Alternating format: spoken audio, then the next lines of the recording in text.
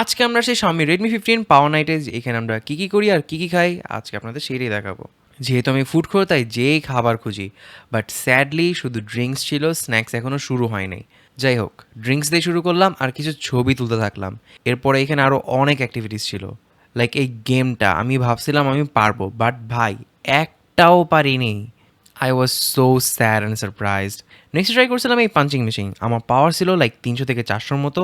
আমি জানি না এটা কি বেশি নাকি কম, but I'm 100% sure Redmi 15 is super powerful because it has Snapdragon 685 powerful processor and 7000 mAh endless battery, যা দিয়ে আপনি পাওয়ারফুল থাকবেন সারাদিন। এখন আসি মেইন পার্টে, ফুড। এইখানে ছিল mini burger, prawn shots, fish fingers and potato balls, spring rolls, cupcakes and more.